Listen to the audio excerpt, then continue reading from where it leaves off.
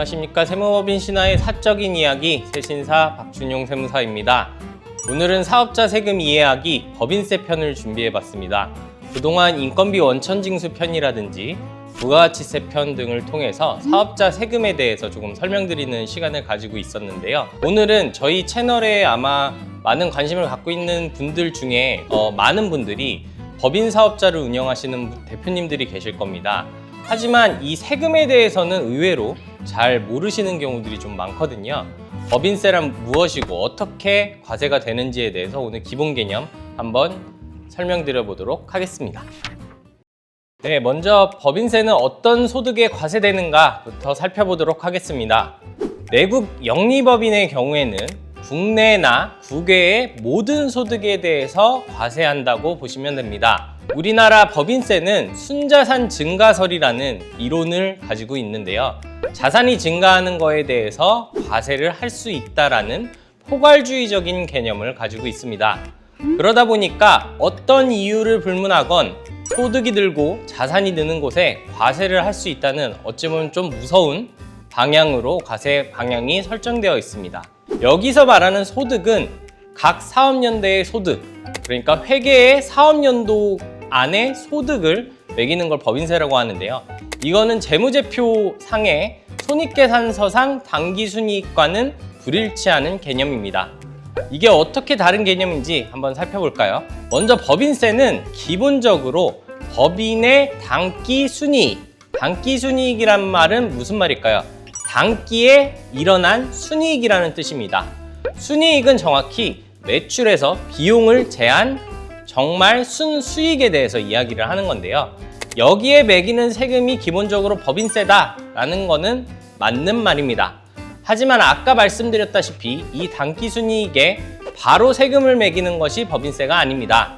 세무조정 과정, 세액공제 과정 등을 거쳐서 계산되는 과정들이 있는데요. 그걸 한번 살펴보도록 하겠습니다. 예시를 가져온 법인은 매출 10억 원에 비용이 1억 5천 있는 당기순이익 8억 5천인 법인입니다. 여기에서 영업을 통한 영업이익은 8억 7천이고 그리고 법인세 비용이 2천만 원 있어서 1년에 이 회사가 순이익을 기록한 게 8억 5천이라는 뜻인데요. 여기에 바로 세금을 법인세율이 9%부터 24%로 나뉘어져 있는데 세금을 매기면 되게 간단한 구조겠죠. 그러면 사실 저희 같은 직업을 가지고 있는 사람들이 필요 없을 겁니다. 여기에서 세법에 따른 세무조정 계산, 세법에서 인정하는 소득공제, 세액공제 등의 과정을 거쳐서 법인세가 산출된다고 보시면 되는데요. 왜 그러면 바로 세금을 매길 수 없느냐? 바로 회계기준과 한국 세법의 기준이 다르기 때문입니다. 대부분의 기업들은 회계기준을 따라서 손익계산서와 재무상태표를 작성을 하는데요. 이 손익계산서대로 그대로 세금을 매기지 않고 한국 세법 실정에 맞춰서 세법 기준에 따라 세금을 매긴다고 보시면 될 것 같습니다. 지금 보시는 그림은 국세청 홈택스에 있는 그림입니다. 세무조정이라는 개념을 좀 쉽게 설명한 그림이라고 보시면 되는데요. 왼쪽에 하늘색으로 표시되어 있는 부분이 기업 회계기준에 따른 순손익입니다. 수익에서 비용을 제한, 결산상 당기 순손익을 표시하고 있고요. 중간에 세무조정을 통해서 세무회계로 바뀐다고 보시면 됩니다.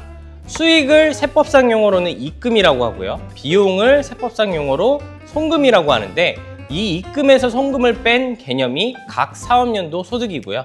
여기서부터 세금 계산을 한다고 보시면 됩니다. 그러면 세무조정이 도대체 무엇이냐? 이 영상을 보시는 분들이 크게 관심이 없을 수도 있습니다. 하지만 이 개념을 알아야지 내가 1년 동안 열심히 번 내 법인의 소득이 어떻게 과세되는지 이해를 하실 수 있기 때문에 제가 설명을 한번 드려보려고 합니다. 제가 법인세 관련해서 상담을 할 때 항상 대표님들이 말씀하시는 게 있어요. 법인에 돈이 없는데 왜 이렇게 세금을 많이 내냐? 라고 하시는 분들이 참 많은데요. 이게 바로 실제 보통예금, 그러니까 실제 법인이 가지고 있는 돈과 회계상의 기준 그리고 세법상의 기준이 다 다르기 때문에 실제로 돈이 많이 없다고 하더라도 세금이 많이 부과되는 경우도 있는 겁니다. 반대의 경우도 있습니다. 실제로 돈이 많은데 세금은 적게 나오는 경우들도 있거든요. 이런 것들이 세무조정 사항 때문에 어느 정도 세금이 조정되기 때문입니다.